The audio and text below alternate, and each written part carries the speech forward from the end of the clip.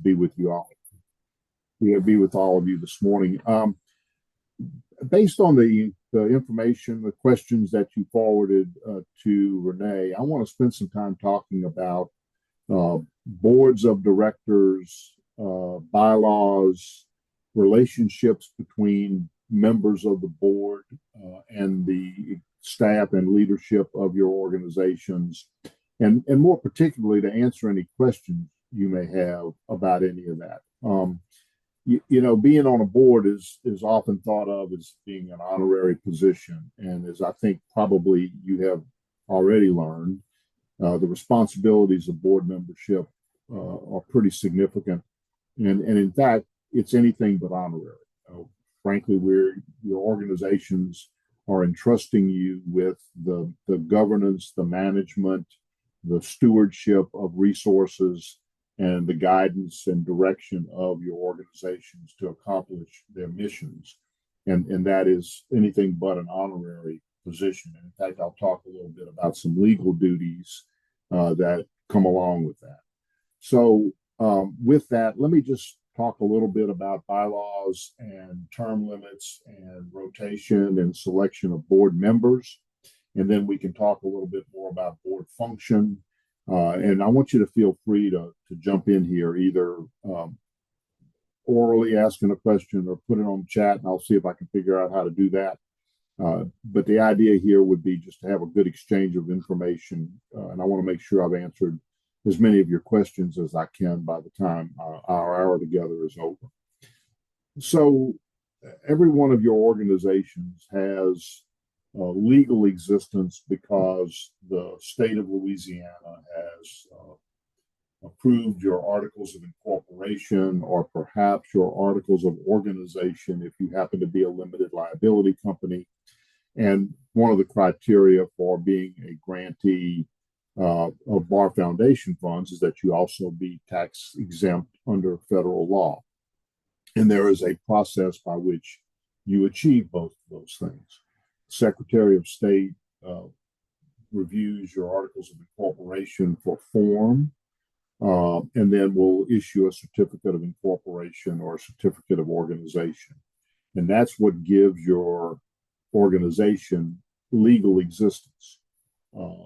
You could be an organization without being a corporation or an LLC, but I don't believe you would be eligible for treatment as a grantee under the Bar Foundation's guidelines and bylaws if that were the case. So no loosely defined associations. This is a very formal process.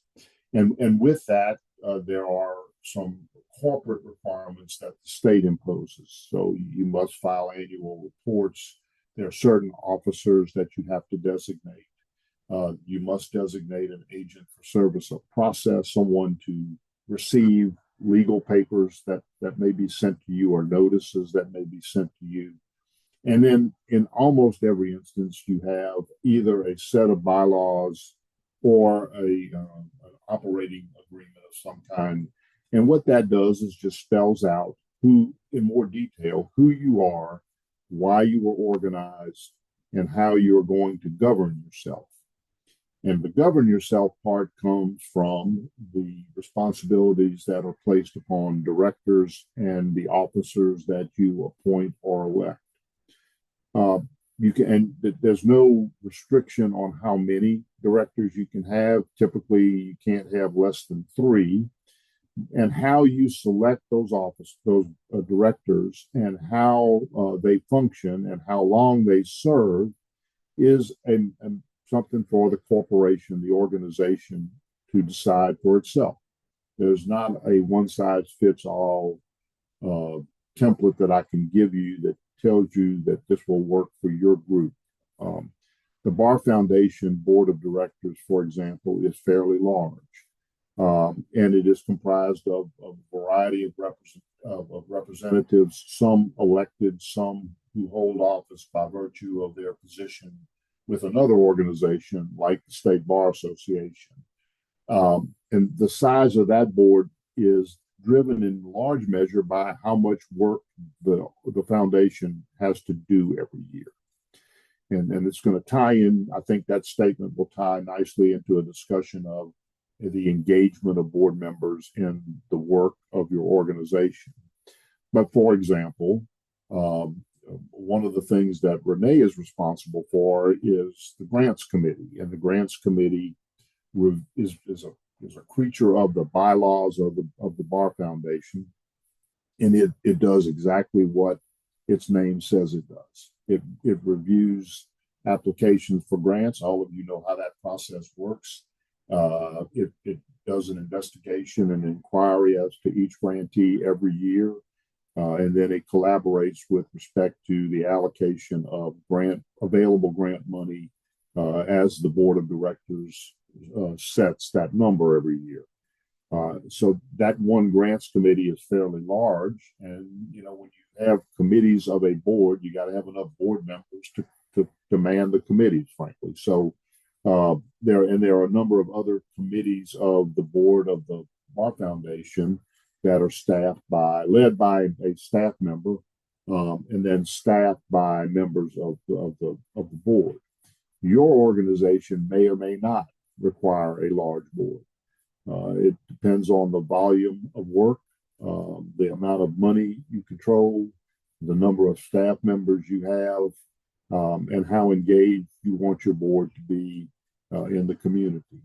So the size of the organization, I would say, depends on all of those factors, and you get to decide those for yourself. But the key here, though, is to make sure that you specify in your bylaws how many board members and the qualifications for board members and the selection process for board members. As I mentioned, some of the board members for the Bar Foundation hold their office because they are an officer in some other organization.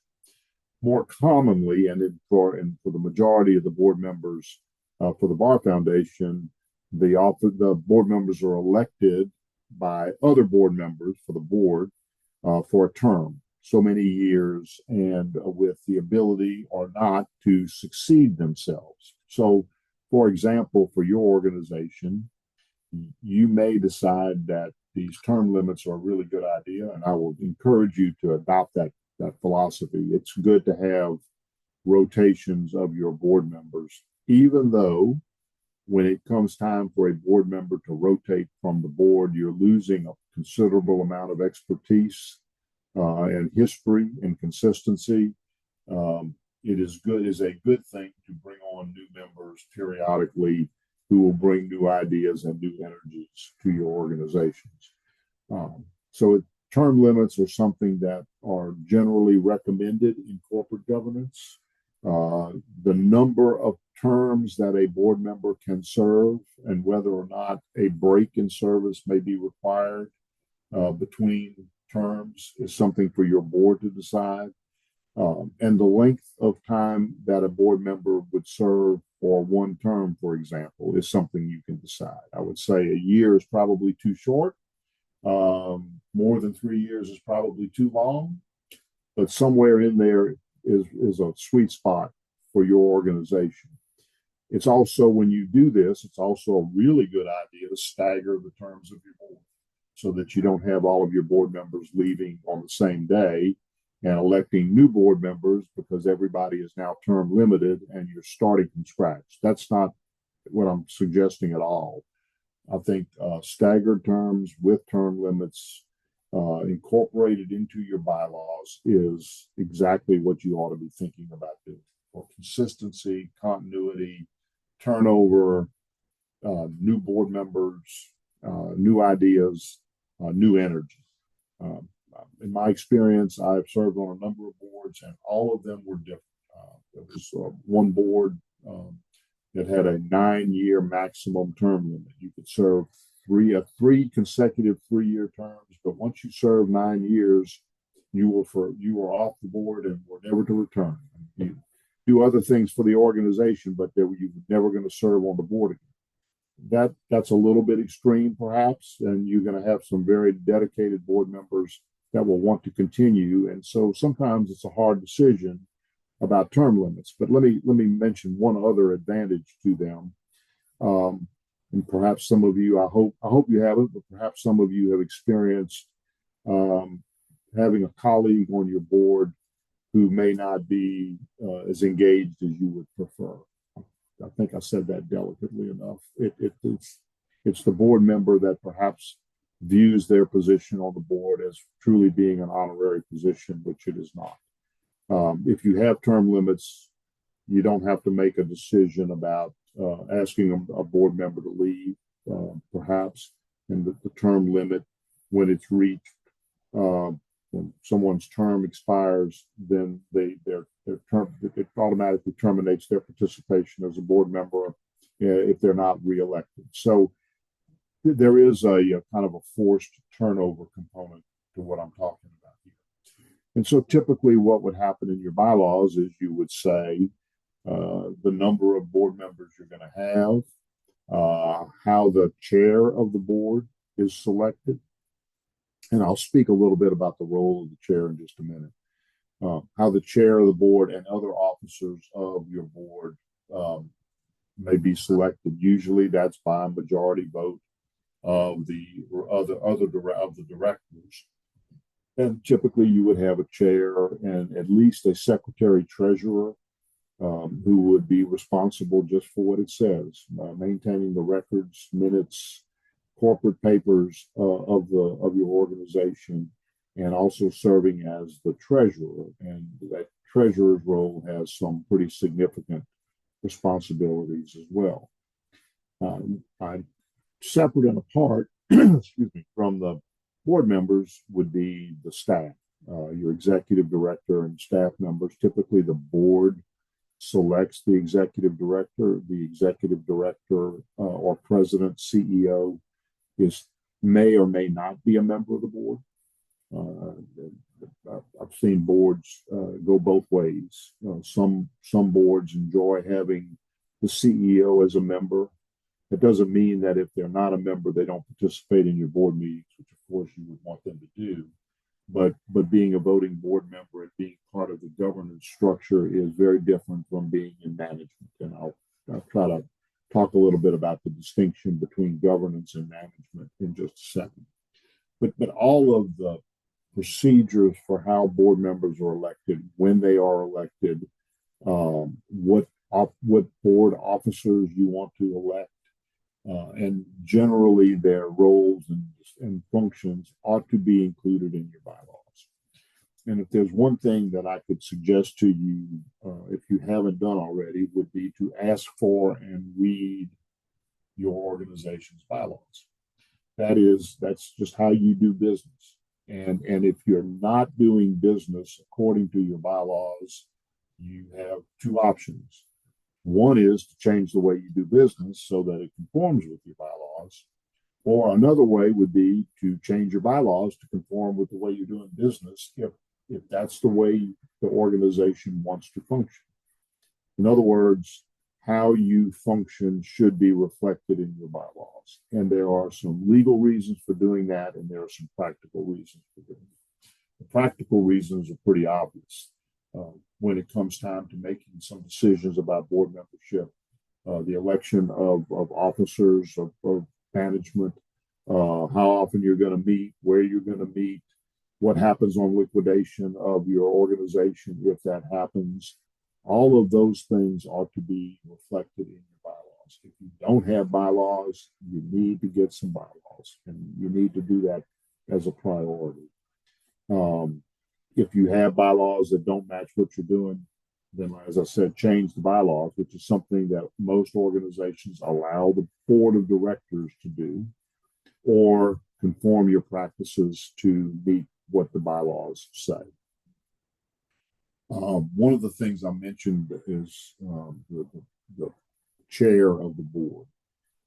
Almost every board has a chair, and the chair is a board member who presides over board meetings and sort of ensures that the bylaws are followed, and is usually the principal liaison between the board and the executive director or CEO. But to be clear, the chair doesn't, unless delegated to him or her by the bylaws, the chair of the board doesn't have any sort of extraordinary superpowers or extraordinary authority with respect to the governance of your organization. So that the CEO, executive director may liaison with your chair for the day-to-day management questions that arise. But the CEO or executive director does not work for the chair of your board. He or she works for the board, and the board needs to function as a body.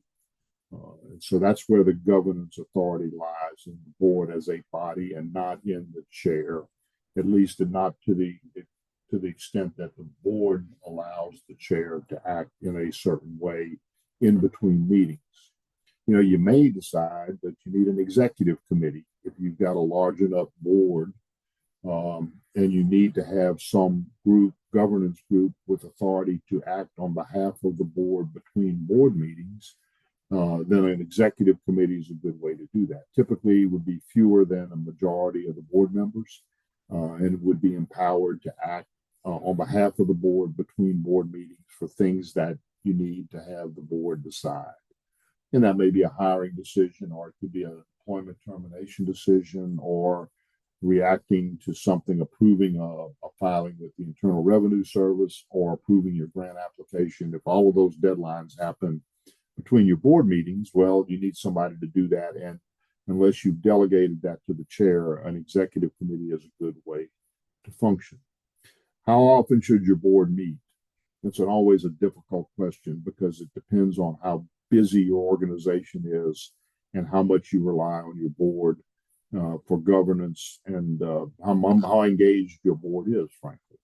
Most boards, I would say, meet. We have to have an annual meeting, but most boards, I would say, meet somewhere between twice a year and 4 times a year. Now, I know some organizations that meet more frequently than that, and there's certainly nothing wrong with that. And you got to figure out and tailor how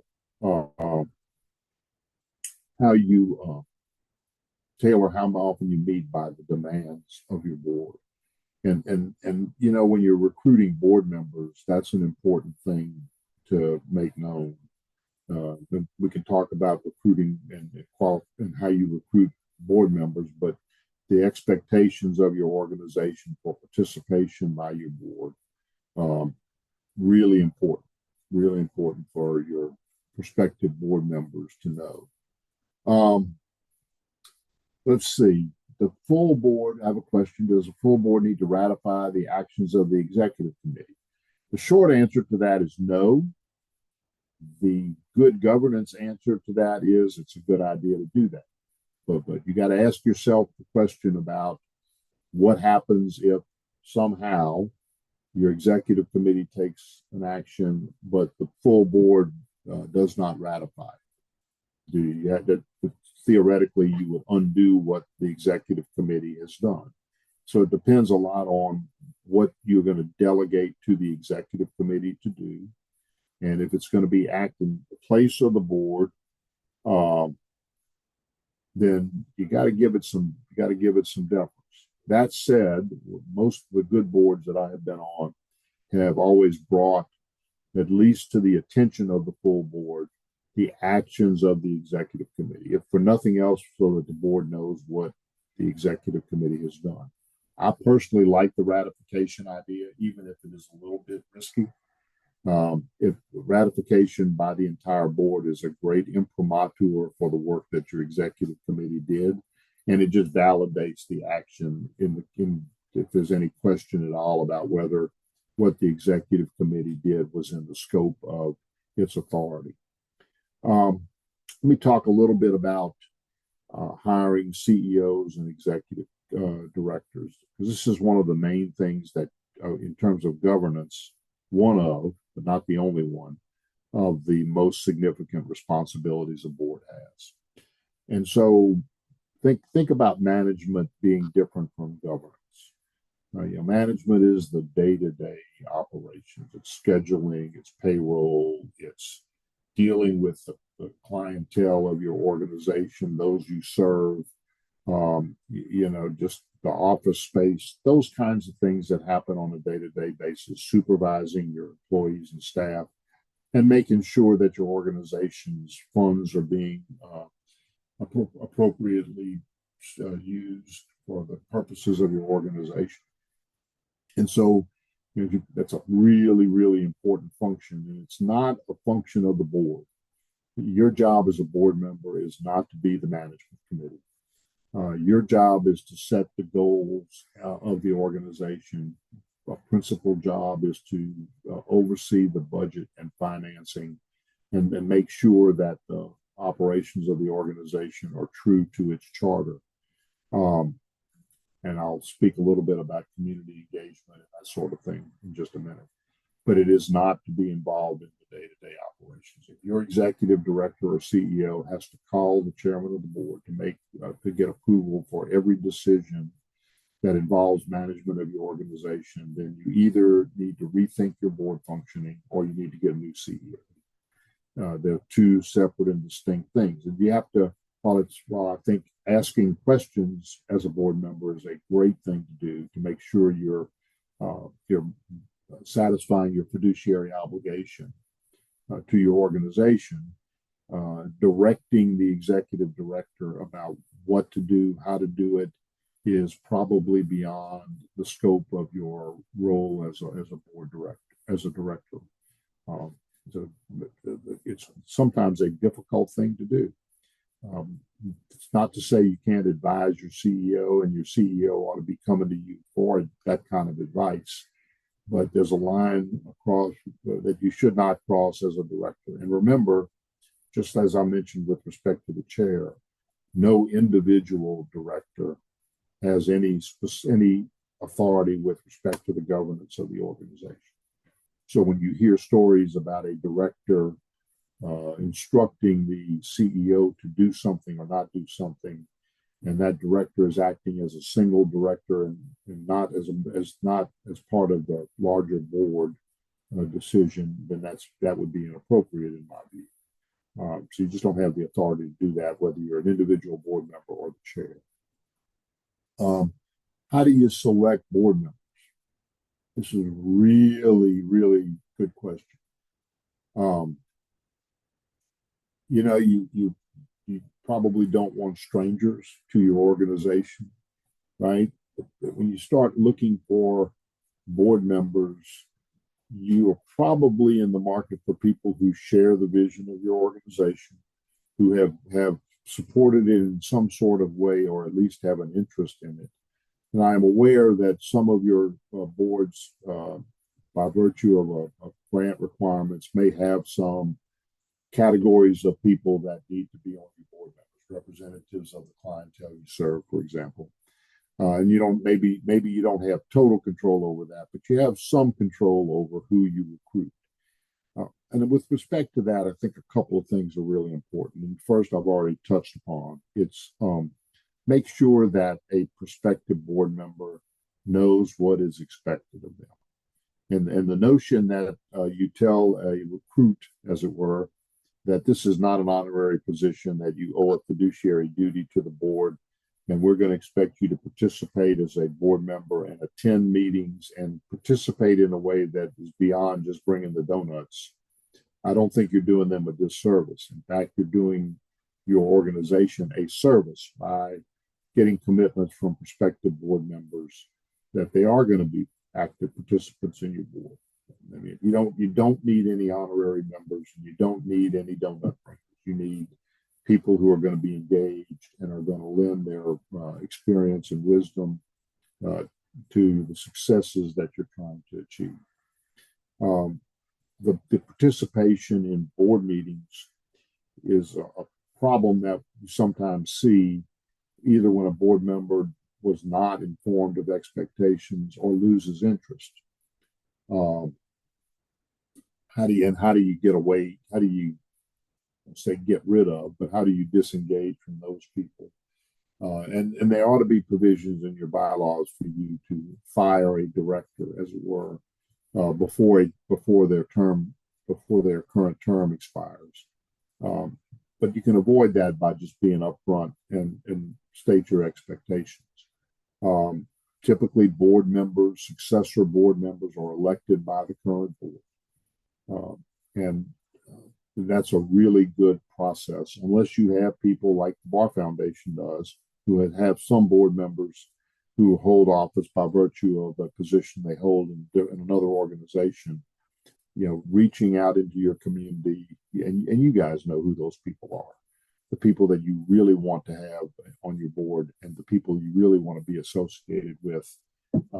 But I do think the corollary obligation there is for the leadership of the board to make sure that the work the board does is meaningful. And you can do that in a number of ways. Committees, if your board is large enough, you can have committees, for example, a finance and audit committee. And that's very significant work, because we require audits. The foundation considers your grant applications. You have tax returns to file, those kinds of things. As a committee, that's one way. It's an additional duty for your board members, but it's a good way to get them engaged. You can have an activities or operations committee. There's any number of ways you can continue to keep your board members engaged without overdoing it. And I would recommend that you think about that. And they don't have to be large committees, 2 or 3 members perhaps, but it is different ways for people to stay heavily engaged in the work of the board, but also to learn the operations of the board. By one of the great structural benefits of the Bar Foundation board, for example, is by serving on committees as you're asked to become involved in leadership, you've learned the operations and the practices and the grantees and how the board functions. And so that's a great educational tool. So I would encourage you to do that. And some boards, the board isn't large enough really to make committee membership meaningful. So the board is a committee of the whole and still has to carry out those functions. You have to find other ways to keep board members engaged. And a way to do that is to maybe have more frequent meetings. And you can have virtual meetings if your bylaws permit it. So you can do this in a way that's not overly burdensome on your board members. I have a question that asks whether a legal services nonprofit entity that receives funds from the state is considered a public body subject to the open meetings law. The answer to that is no. Just because you're a private entity by virtue of the manner in which you are incorporated. You can only become a public entity if you're created by a governmental body. So if you are, I'll use an example. Some of the hospitals in the state are hospital service district hospitals. They're created by the legislature or by the local governing authority.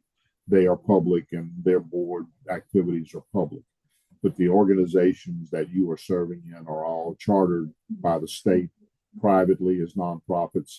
The fact that you might receive public money may subject you to additional audit requirements, but it doesn't make you subject to the open meetings law. So that said, you can decide whether or not you want your meetings to be open to the public. There's nothing wrong with doing that, but you're not required to follow the construct of the open meetings law.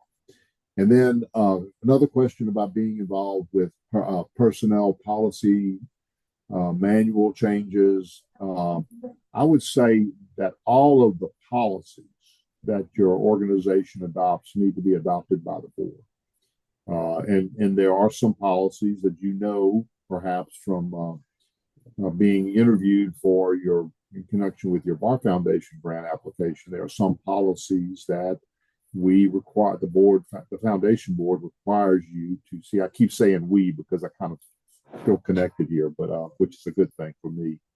But that you're connected.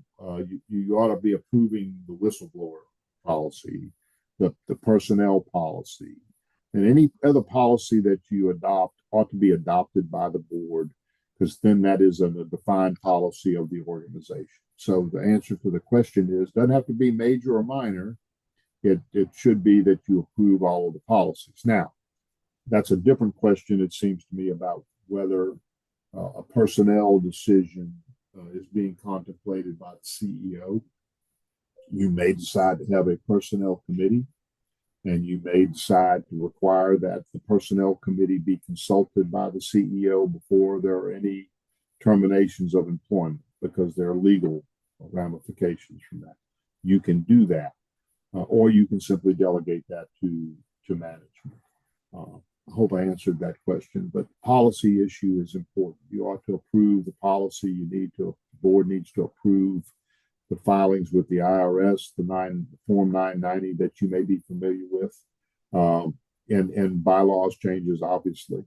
And since I mentioned the IRS Form 990, let me talk a little bit about that, because if our foundation president, Mr. Gehring, were on the line, he would be talking about that at this point.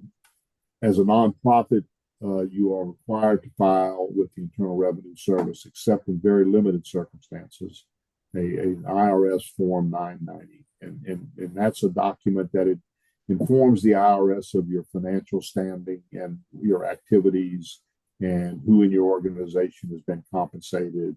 It's a good way to tell your story and to describe publicly how your resources were used. That is a document that I recommend be approved by the board before it is filed every year. And certainly the board ought to have the opportunity to review it, even if it doesn't adopt a policy of having to approve it. So the 990 it's a public document. It's filed with the IRS. You can go on the Internal Revenue Service website and pull up the 990 for organizations that you might be affiliated with or you've contributed to, and it will tell you in excruciating detail the story of the organization, both in narrative and so far as how their money, the money is spent, resources are used. What about strategy? And what's the role of the board, so far as developing strategy for your organization? Depending on the size and the complexity of your organization, you may or may not need to have a very formal strategic plan, but every now and then, perhaps annually, biannually, the board ought to consider the strategy or the strategic considerations that are driving the operations of the organization. So it may be such questions as, do we expand into different geographical areas? Should we seek other kinds of grants? Do we want to expand the scope of the services that we offer? Do we want to increase the size of the board? And if so, what are those board members going to do? And where do they come from? And what purpose would that serve? It's a good way to just kind of do a self-examination.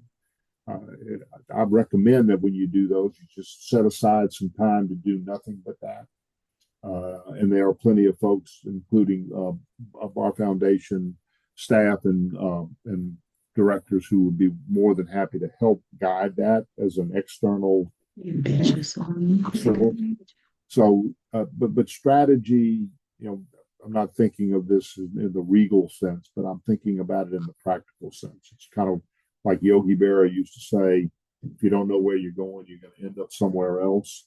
So you don't want to end up somewhere else. And strategy discussions help you stay focused on where you're trying to go. So I would encourage you to think about that and add that to your board to-do list. And that is your uniquely board function, is the development of strategy. It is just like controlling your financial resources and hiring your executive director. Those are really, really important things.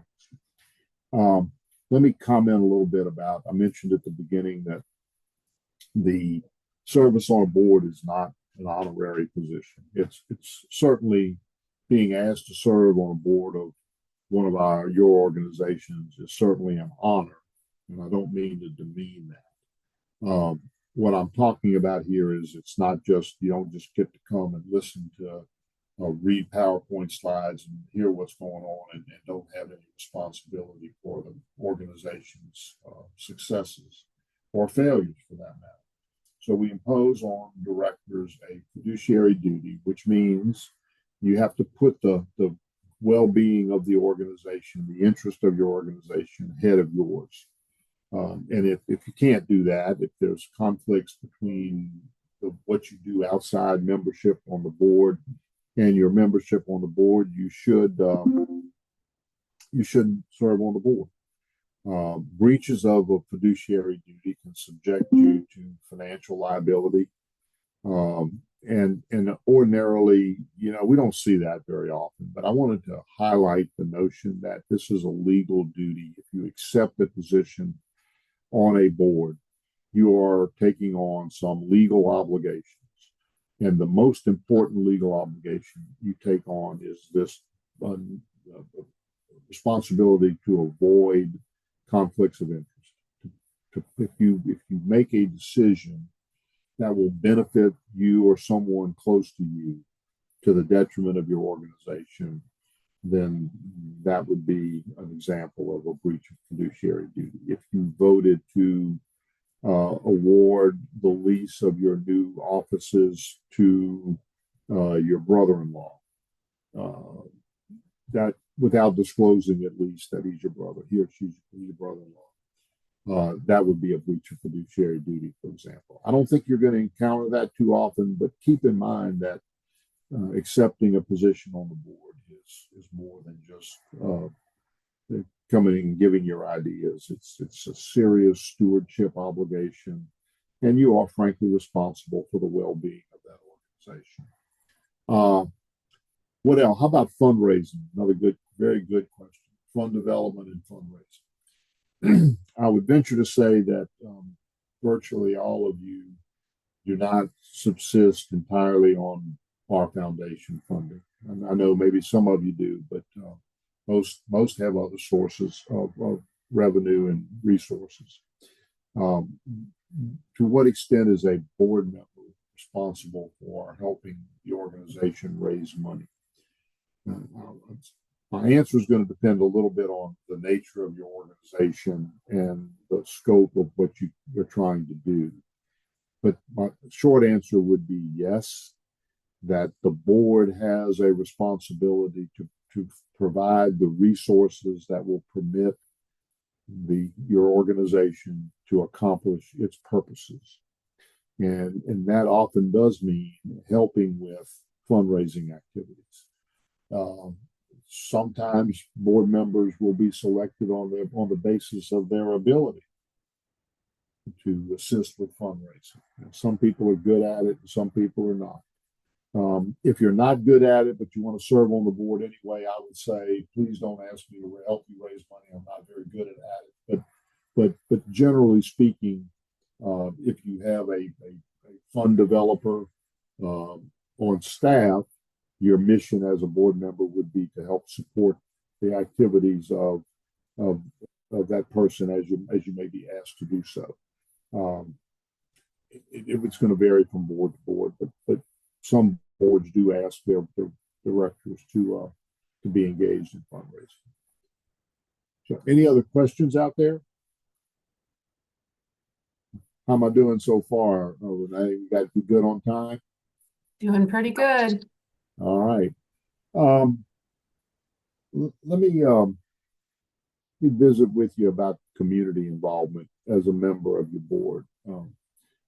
Some of your boards serve are highly visible in the community and serve a very valuable, fulfill a very valuable need that either government or other private entities can't fulfill. And so the public nature of your organization in that regard is something that board members can do a lot to foster. When you sit and start thinking about board members, you want not only people who are dedicated to your mission and who are going to help work at the governance, but they're going to represent your organization in the community. And most of your organizations are such that the board members you select are going to be known. They're going to be well known in your communities. And so one of the other aspects of board membership is to be aware of the fact that you're a representative of the organization, and it's a 24/7 sort of deal. Once people know that you're engaged and you're a board member, and frankly, I would think your organization would want to publicize the fact that you're a board member. that's another kind of ongoing aspect of what your board might expect of you, but of your board responsibilities as well. How about just a couple of other practical observations? I think when you show up for a board meeting, it should behoove the chairman, if you happen to serve in that capacity, to have an agenda, have a structured discussion, always keep minutes and review the minutes at the beginning of every board meeting. And the other things that other kinds of questions that typically come up is at what level of spending should the board be involved? How many people need to sign checks? I mean, these are really good internal controls for your financial resources. So you as a board need to decide how much of that authority you're going to delegate to management. And so you may say to your CEO, you may adopt a resolution to this effect. How about how much money can I spend without board approval? And there's a number. There's a number above which you will not approve, but it may be a number on a day-to-day basis that you need to approve so that the CEO can effectively manage the organization. I know a lot of nonprofit organizations that require more than one signature on a check in excess of some amount. It's particularly true for the treasury function. If you're the treasurer of an organization, you have some additional responsibilities for making sure that payroll taxes, for example, are paid to the IRS every month or quarter, whichever it is. So when you're asked to be the treasurer, you need to make sure you understand what all that involves. And I know a lot of organizations that farm out the payroll function just to make sure that the right amounts of money are being withheld, and it's just one financial overhead position you don't have to worry about filling. That said, you can't necessarily require two signatures on every check unless the two signatures are of staff members who are there every day. More often than not, the check amount would be, let's just say, in excess of some thousands of dollars, and the signatures that you would authorize or require would be maybe your financial person on the staff and maybe the treasurer or chairman. And that way you have an additional internal control about money. One last observation, and we do ask about this in terms of the Bar Foundation grant application. It's responsibility of the board to have an effective personnel evaluation process. It's you know how this works. Everybody gets evaluated in their jobs every day. Maybe it's not formal, but every day your work gets evaluated. You need to have a system. Your board needs to have a system for evaluating the work of the staff. Now, you may say, I'll have the CEO evaluate the staff, or the CEO and the chair of the personnel committee.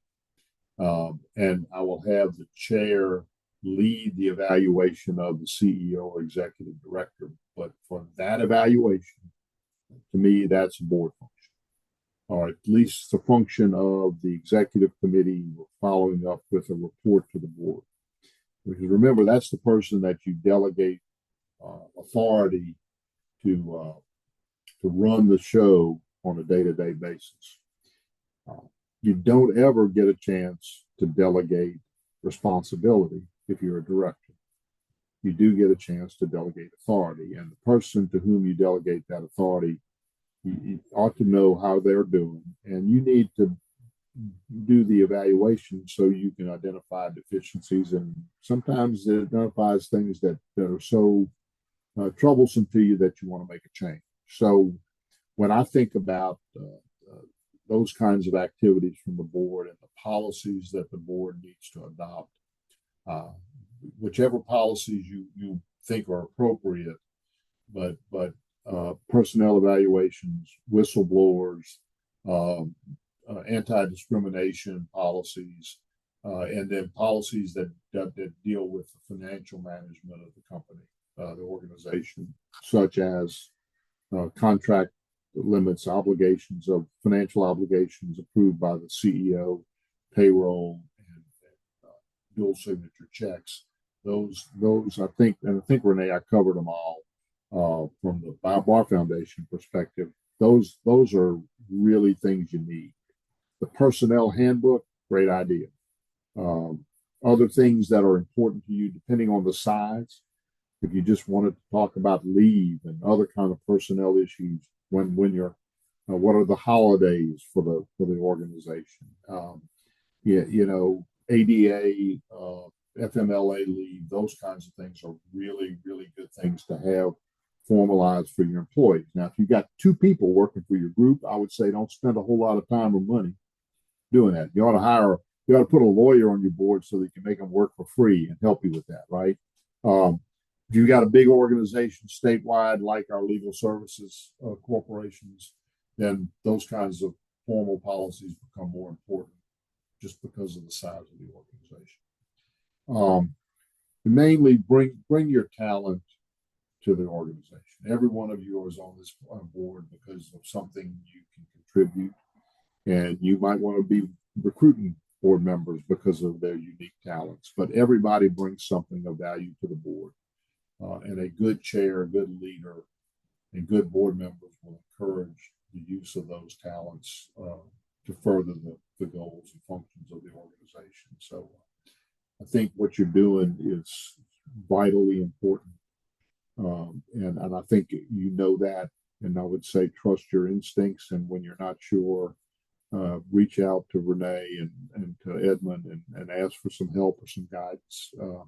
Because that group is extraordinarily talented. And as I think you can tell from the fact that this is being conducted, this training is being conducted, the Bar Foundation board is anxious to and willing to and wants to assist you when you hit a wall or you don't really know what to do, or you just need some advice. So you reach out, somebody will be there to help you. So I enjoyed spending the morning with you. I'm happy to answer any additional questions that you have, as long as they don't come from Dave Ernst. Dave, you got any questions? Well, the only question I have, and maybe you addressed it, was should the executive committee keep minutes of their meetings? Yeah, all of your committees should keep minutes. I mean, look, and it's because we have turnover.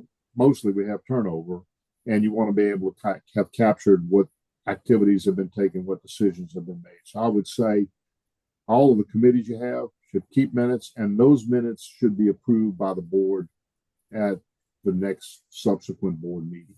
That's a good point. All right. Well, if we don't have any other questions, I don't see any others in the chat room. I want to thank Skip for volunteering. Every time we ask, he's always willing to volunteer his time. We greatly appreciate that. We appreciate you sharing your knowledge with us, because you sure have a lot of knowledge that you can that we can benefit from. And I will say personally, I've learned a lot from you, especially you've taught me over the years how to read a Form 990 IRS report. So again, thank you so much for doing that. So I have a question that just popped up and said, how long do we need to keep board minutes? What I would suggest is you have a records retention policy. There are some things you keep, like tax returns and financial statements, that you might keep longer than other things because there's a requirement to do it.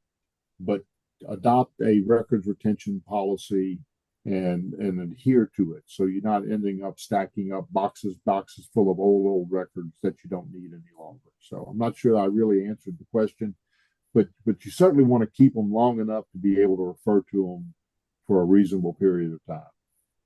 Fair enough? Okay. Well, thanks again. Thanks again, Skip. And as a reminder to everybody, appreciate your participating today. I hope you got something out of it. I think you probably did. And remember to join us again tomorrow morning at 9:30.